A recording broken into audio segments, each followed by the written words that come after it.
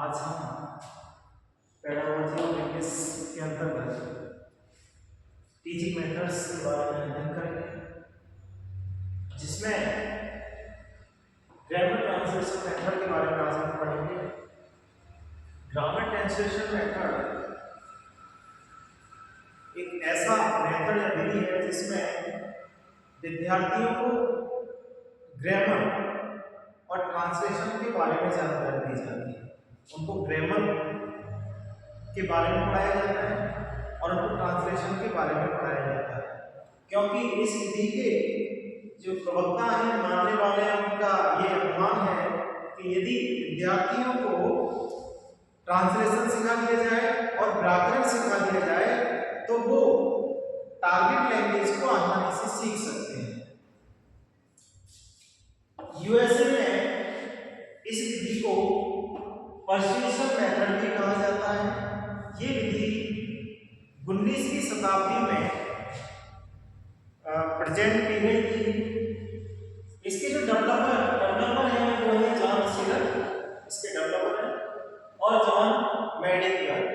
John cedar और John Medicare इसके developer या विकसित इनको किया, वो जॉन सीडर ने और जॉन मेडिकर ने किया था ग्रामर ट्रांसलेशन मेथड।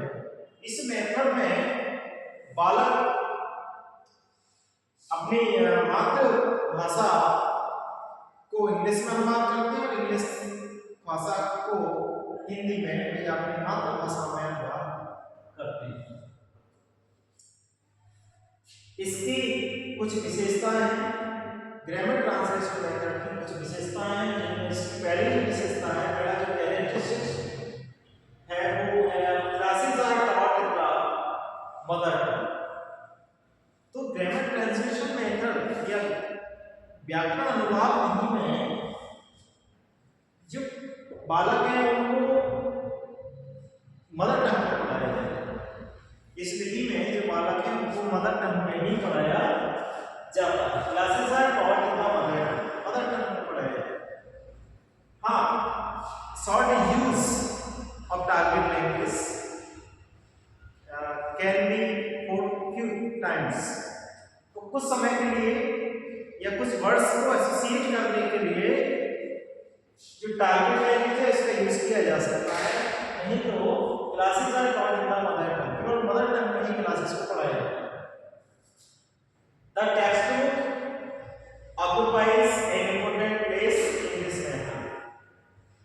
इस विधि में जो टेक्स्ट बुक होती है उनका महत्वपूर्ण योगदान होता है, क्योंकि इस विधि में टेक्स्ट बुक को पढ़ाया जाता है और उस टेक्स्ट बुक में आए हुए सेंटेंसेस को, वर्ड्स को व्याकरण के अनुसार अनुवाद भी किया जाता है उनका, और संबंधित जो पाठ में आए हुए ग्रामर के वर्ड्स हैं उनके बारे में भी बताया जाता है।